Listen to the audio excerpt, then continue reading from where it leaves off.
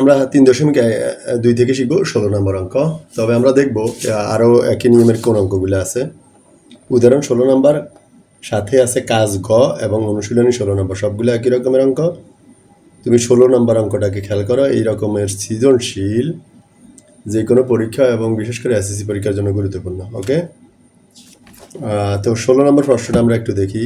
এর মান দেওয়া আছে, এটার মান বের করব। তবে যেটার মান দেওয়া আছে ওটা লিখবো, আর ফাইনালি যেটার মান বের করবো সেটা প্রদত্ত রাশি, এটাকে প্রদত্ত রাশি আকারে লিখবো। তো এটা দেওয়া আছে, লিখলাম। এবার আসো প্রদত্ত রাশি, কার মানটা বের করবো আমরা, সেটাকে আমরা প্রদত্ত রাশি লিখি।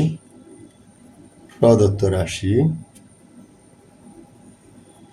ওকে, এটা দেওয়া 6 - 1/a³। হ্যাঁ, এটাকে আমরা যদি এইভাবে লিখি, দেখো এ আছে কয়টা, 6টা, আর এরপরে -1, এই যে মাইনাস, উপরে এ টু দ্য পাওয়ার 6 - 1। ওকে, নিচে এ কিউব, নিচের এ কিউবকে তুমি দুইবার লিখতে পারো, এ কিউব, এই যে দুইবার লেখা যায়। এবার এ 3টা এ 6টাতে কাটলে এখানে থাকবে এ 3টা, তাহলে কি দাঁড়ালো দেখো, এখানে থাকলো এ কিউব মাইনাস এখানে থাকলো 1/a³। তো এই যে কোনো সৃজনশীলে এটা দেওয়া থাকলে তুমি হয়তো বা একটু গোলমাল পাকানো সম্ভব, বাট এটা মানি, এটা যেই কথা এটা একই কথা। দেখো এটা দেখলে একটু ইজি লাগে, বাট এটা একটু কনফিউশন বোধ হয়। তার মানে এটা থেকে এটা আসছে, কেমন? তো এটা থেকে এটা আসলে আমরা করি এ কিউব মাইনাস বি কিউবের সূত্র, A minus B whole cube plus 3ab into A minus B. এই উপরের নিচে কাটলাম, তাহলে আমার কিসের মান দরকার বলো? a-1 এর মান দরকার, a-1 এর মান দরকার। আমার আলোচ্য অঙ্কে আছে এর মান, কিন্তু 1 এর মান নাই। তো আমরা এরই আলোকে এই 1 এর মান এইভাবে বের করি। হ্যাঁ, উপরে 1 দেই,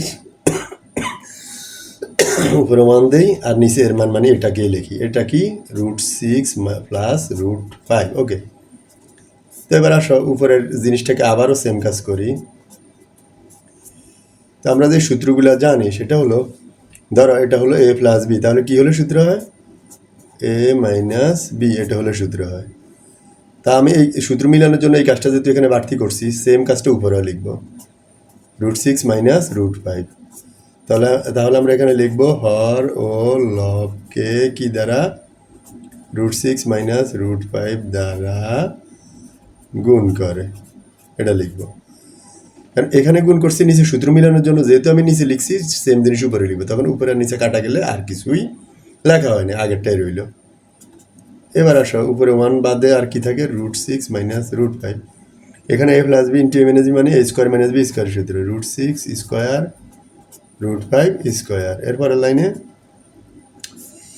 উপরে থাকে √6 মাইনাস √5, নিচে স্কোয়ার রুটে কাটা গেলে 6 মাইনাস স্কোয়ার রুটে কাটা গেলে 5 ইকুয়াল, নিচে 6 থেকে 5 গেলে থাকবে 1, নিচের একের দাম নাই, উপরেরটাই লিখবো, √6 মাইনাস √5, উপরেরটাই লিখলাম। তার মানে এর মান হলো √6 প্লাস √5, 1 এর মান হলো √6 মাইনাস √5।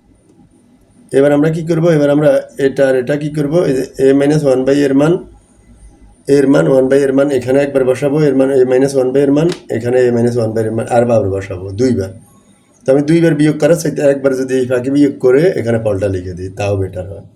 তাহলে কি করবো, a মাইনাস 1/a সমান, শুরুতে এর মান লিখবো, এর মান কত, √6 প্লাস √5 এর মান, এরপরে কি লিখবো মাইনাস, এবার লিখবো 1 এর মান। মাইনাসের সামনে আমি যে মানটাই লিখি না কেন সেটা চিহ্ন উল্টা হয়ে যাবে, যোগ হলে হবে বিয়োগ, বিয়োগ হলে হবে যোগ। তাহলে 1 এর মান এটা লিখবো √6, মাইনাস না লিখে লিখবো প্লাস √5। কেন হলো এটা? ওই যে মাইনাস থাকার কারণে, মাইনাসের সামনে যা লিখবো তার মান উল্টা হবে। এবার এটা যোগের, এটা বিয়োগের, কাটা, √5 এখানে একটা এখানে একটা, দুইটা √5, 2√5 এটার মান বের হলো, কেমন?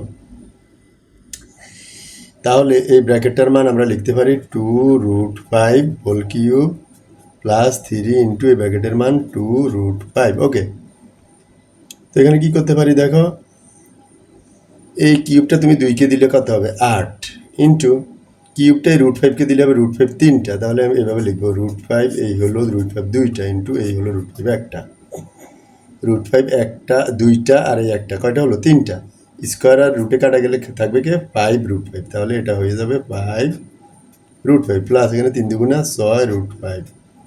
ওকে, তো পরের লাইনটা আমরা এখান দিয়ে করি। 5 8 গুণ করলে হবে 40 রুট ফাইভ যোগ 6 রুট ফাইভ। এবার আসো 40টার 5 6টা যোগ করলে হবে 46 রুট ফাইভ। ওকে, এটাই অ্যান্সার।